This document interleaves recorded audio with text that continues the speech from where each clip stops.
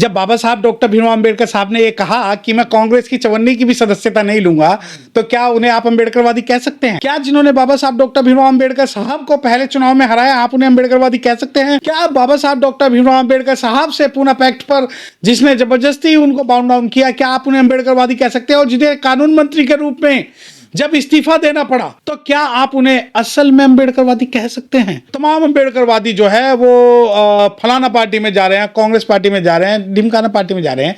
अरे आप मुझे एक बात बताएं, देखिए राजनीतिक रूप से कोई भी हरिजन, कोई भी दरिजन कहीं भी जाने के लिए स्वतंत्र है। उसके पास कोई भी ऑब्लिगेशन, सोशल ऑब्लिगेशन या उसकी आइडियोलॉजिकल ऑब्लिगेशन नहीं है, वो कहीं भी जा सकता है। परंतु अगर आप ये कहते हैं कि अंबेडकरवादी, ये जो दोनों प्रोफेसर गए हैं कांग्रेस में, ये खुद को बचाने के लिए, खुद को सुरक्षित करने के लिए कांग्रेस में गए हैं या फिर कांग्रेस को मजबूत करने गए हैं? कितना वोट बैंक जाएगा दलितों का कांग्रेस की तरफ? कितना वोट बैंक? जब वो जेल गए थे, उनमें से एक महामहिम ब्रह्मांड के सबसे बड़े प्रोफेसर साहब जब जेल गए थे, तो लोगों का जनाधार देख लिया था कि कितने लोग उनके साथ हैं। तो वो ये सवाल आपका जो बिल्कुल मैं मानता हूं कि निरर्थक है। अगर 5 आदमी भी उनके साथ जाएंगे तो बहुत बड़ी बात। तो मैं नहीं भूला हूं बाबा साहब डॉक्टर भीमराव अंबेडकर साहब का अपमान करने वाले को। मैं नहीं भूला हूं उन लोगों को जिन्होंने बाबा साहब डॉक्टर भीमराव अंबेडकर साहब के बारे में बोल दिया था कि इन लोगों के लिए पार्लियामेंट के दरवाजे तो क्या, उनकी खिड़कियां तक बंद है। और आज मैं उसी पार्टी की गुलामी सिर्फ इस वजह से करूं क्योंकि वहां पर एक वैक्यूम था और उस वैक्यूम को फिलअप करने के लिए मैं चला। अगर कोई पीएचडी कर लेता है, कोई डिग्री होल्डर है, तो इसका मतलब ये नहीं कि वो सही मायनों में शिक्षित है। बाबा साहब के सही मायनों में शिक्षित होने का मतलब है आप अपनी भी आवाज उठाएं, समाज की भी आवाज उठाएं, गरीबों की भी आवाज उठाएं और सभी जातियों की, चाहे वो किसी भी जाति से, उनकी अगर आप आवाज उठाएं तो वो व्यक्ति जो है सही मायनों में शिक्षित है। एक पीएचडी की डिग्री लेना कहीं, या एक सरकारी नौकरी लेना, या एक वकील बन जाना, ये सही मायनों में बाबा साहब डॉक्टर भीमराव अंबेडकर साहब के जो शिक्षित बनो का नारे का सिद्धांत नहीं है। जब बाबा साहब कहते हैं कि पढ़े लिखे लोगों ने, तो पढ़े लिखे लोगों का मतलब ये है कि जो डिग्री लेके घूम रहे हैं और जो कहते हैं कि मैं समाज का रहनुमा हूं, समाज की आवाज नहीं उठा रहे और एक चवन्नी की खातिर बिक रहे हैं, वो बाबा साहब डॉक्टर भीमराव अंबेडकर साहब की नजरों में शिक्षित नहीं थे। वो सिर्फ किताबी ज्ञान उनके पास हो सकता है, एक फॉर्मल डिग्री उनके पास हो सकती है। तो बाबा साहब जब कहते हैं कि पढ़े लिखे लोगों ने धोखा दिया, तो पढ़े लिखे का मतलब वही लोग हैं जो आज भी बाबा साहब डॉक्टर भीमराव अंबेडकर साहब के विचारों को, सिद्धांतों को धोखा दे रहे हैं। ऐतिहासिक रूप से अगर मुझसे बात करना चाहते हैं कि मैं उन चीजों को क्यों भूल जाता हूं कि बाबा साहब ने भेजा, उन्होंने एहसान किया।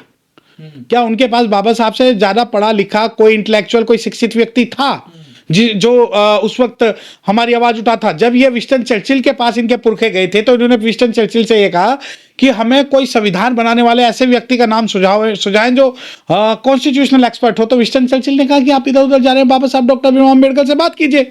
तब जाके इन्होंने ये सोचा कि हाँ, बाबा साहब डॉक्टर भीमराव अंबेडकर साहब से ही हम निवेदन कर ले कि संविधान बनाने के लिए।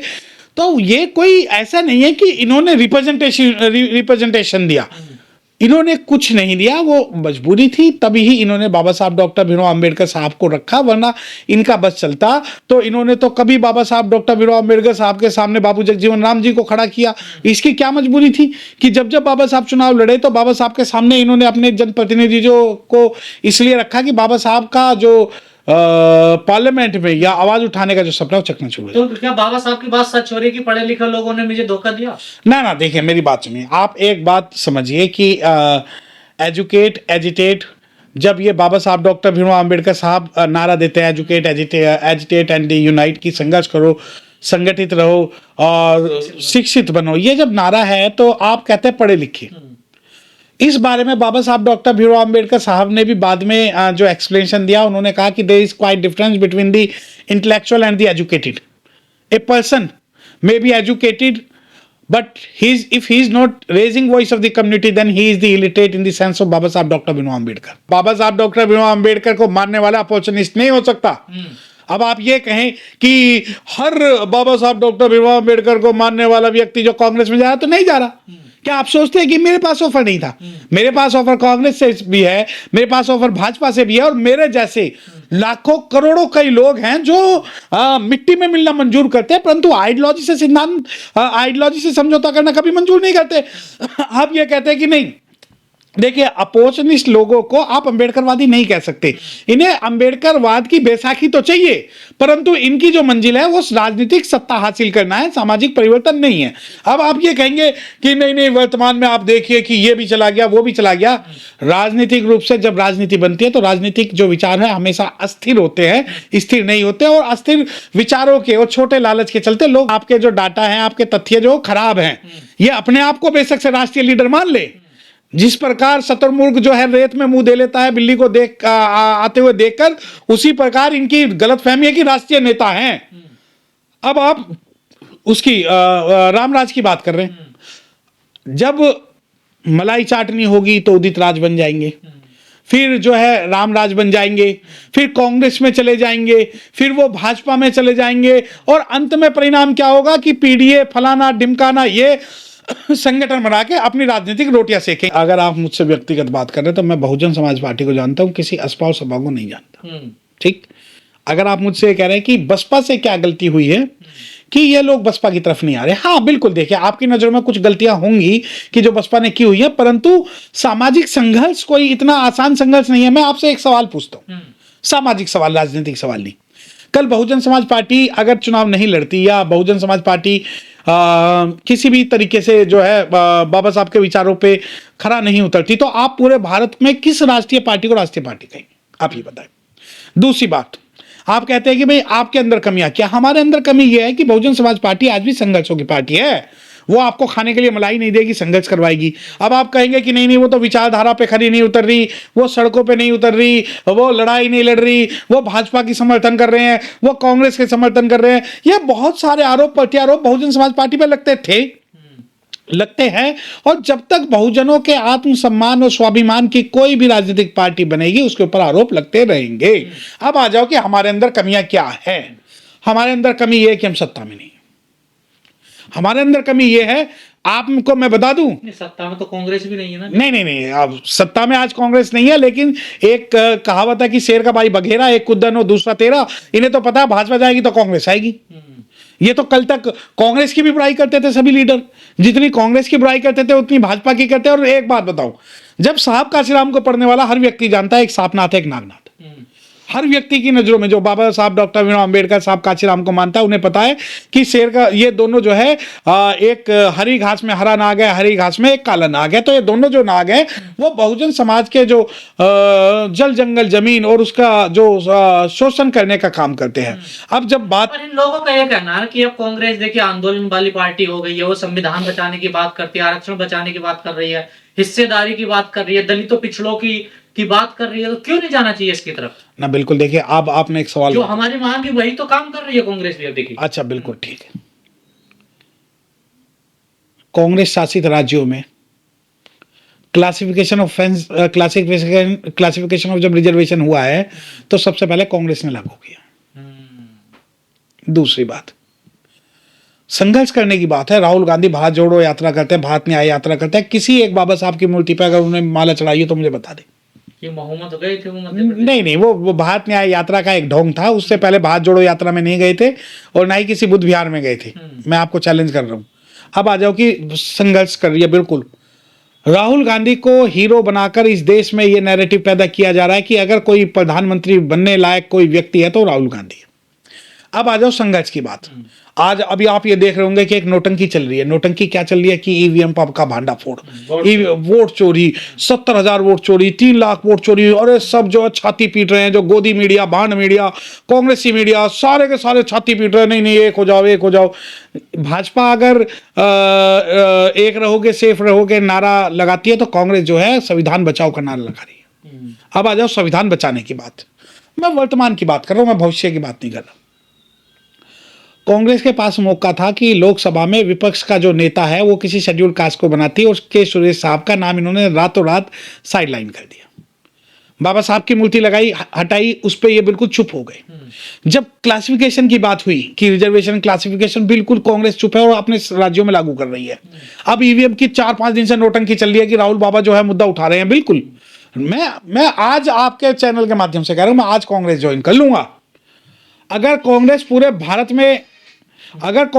भारत में इस बात को कहे कि हम पूरे भारत के अंदर संघर्ष करेंगे, हम भारत बंद करेंगे और हम ना तो ईवीएम से वोट चोरी होने देंगे, ना ही बूथ कैप्चरिंग होने देंगे, और जिसको जितनी वोट मिलेगी ईमानदारी से लागू करेंगे। मैं उस दिन कांग्रेस ज्वाइन कर लूंगा।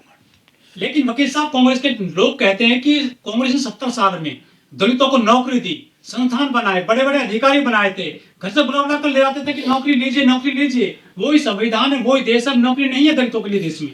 अच्छा, ये मुझे बताएं कि 70 सालों में, ये मैं उन हरिजनों और दलितजनों से सवाल पूछना चाहता हूं, कौन सफाई कर्मचारी को छोड़ के पूरे भारत में किस डिपार्टमेंट में कांग्रेस ने बैकलॉग भरा? दूसरा सवाल, कितने आईएएस, कितने आईपीएस, कितने जजेस, कितने प्रधानमंत्री, कितने हाईकोर्ट जजेस, कितने सुप्रीम कोर्ट जजेस कांग्रेस ने शेड्यूल कास्ट कम्युनिटी के भरे? तीसरा सवाल, कि घर से बुला बुला के ले जाते थे, घर से इनके पास अगर बंधुआ मजदूर और बंधुआ लेबर नहीं थी तो उन्हें बंदूक की नोक पे ले जाते, सत्ता के दम पे ले जाते थे, डंडे के दम पे ले जाते थे, और उसी डंडे और उसी सत्ता के डर था कि हमारे लोगों से हमारा काम छुड़वाया गया।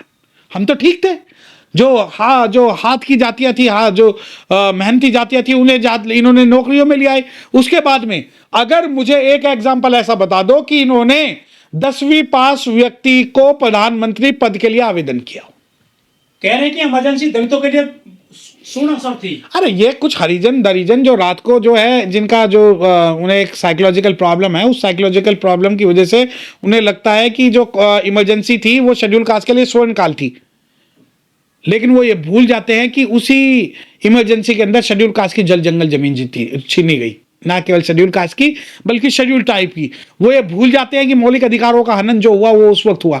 और जो इमरजेंसी, अगर इमरजेंसी स्वर्ण काल था शेड्यूल कास्ट के लिए, तो उस स्वर्ण काल में कितने हमारे बिजनेसमैन पैदा हुए, कितने हमारे प्रधानमंत्री पैदा हुए, कितने हमारे मजबूत नेता पैदा हुए, कितने हमारे इंटरप्रेन्योर पैदा हुए, और कितने बिजनेसमैन पैदा हुए? आप ये बता दें। अगर आप एक का भी बताएंगे तो मैं आपकी बात से पूर्णतः सहमत नहीं है। ना तो सवाल बसपा का, ना ही किसी थर्ड फ्रंट का है। सवाल यह है कि कांग्रेस और भाजपा की एक नूरा किस्तु है कि सत्ता में रहेंगे तो हम रहेंगे। मुझे एक बात बताएं, आपके हिसाब से बसपा में बहुत सारी कमियां हो सकती है, बिल्कुल आपकी बात से सहमत हूं कि बहुत सारी कमियां। क्या पूरे भारत में, क्या अनुसूचित जाति, जनजाति और ओबीसी का एक भी ऐसा लीडर नहीं है जो प्रधानमंत्री बनने लायक हो? आप मुझे बता दें। जाट समाज है, जाट समाज के कौन से राष्ट्रीय लीडर को ये प्रधान, अभी सत्यपाल मलिक साहब की जो डेथ हुई, आप यकीन मानिए जितने भाजपा ही चुप थे उतने कांग्रेस से भी चुप थे। अब मैं आ जाऊं, जाट समाज आ गया, मैं गुज्जर समाज आ गया, मैं लोधी समाज आ गया, इन समाजों के कौन से लीडर को इन्होंने आज तक, अब इस वर्तमान समय में एक इतना मजबूत किया है कि हम इन्हें प्रधानमंत्री बनाएंगे? अब आ जाओ अनुसूचित जाति की बात। अनुसूचित जाति की बहुजन समाज पार्टी है, बहुजन समाज पार्टी के बाद में रिपब्लिकन पार्टी है, रिपब्लिकन पार्टी के अलावा साउथ की 2-3 पार्टियां हैं जो कि अनुसूचित जाति को अपने आप को रिप्रेजेंटेटिव कहती है। परंतु उन पार्टियों को क्यों खत्म किया जा रहा है? क्यों उनके नेताओं को? क्या कारण है कि भाजपा से कोई भी कांग्रेस में चला जाए तो बिल्कुल कोई भी राष्ट्रीय न्यूज नहीं बनेगी, वहीं बसपा से एक कुत्ता भी अगर निकल के चला जाए तो ये बसपा टूटने का जो है, कहते हैं कि बसपा टूट गई है। तो इनकी जो ये मीडिया मैनेजमेंट है, ये सारा मीडिया मैनेजमेंट जो है वो सिर्फ इसलिए है ताकि बहुजन समाज पार्टी को कमजोर किया जा सके और आने वाली किसी भी थर्ड फ्रंट की सरकार को खत्म किया जा सके। तो कोई फायदा नहीं कांग्रेस में जाने से? नई कांग्रेस जो अब जिस प्रकार की बातें कर, देखिए, नई कांग्रेस नहीं, ये कांग्रेस वही पुरानी है, लेकिन नोटंकी नहीं है। और नोटंकी क्या है कि मैं संविधान बचा रहा हूं, जिस दिन राहुल बाबा ये कहेंगे कि जल जंगल जमीन जिसकी जितनी हिस्सेदारी मैं उसे उतनी दूंगा, और ईवीएम तो क्या, ईवीएम की लड़ाई के साथ साथ बूथ कैप्चरिंग की लड़ाई, और ईवीएम की लड़ाई के साथ साथ ये लड़ाई कि कोई बूथ कैप्चरिंग नहीं होगी और कोई भी एसटी कम्युनिटी का कोई भी नेता पूरे भारत में नहीं मारा जाएगा, मैं उस दिन इनका समर्थन करूंगा, वरना ये सब नोटंकी।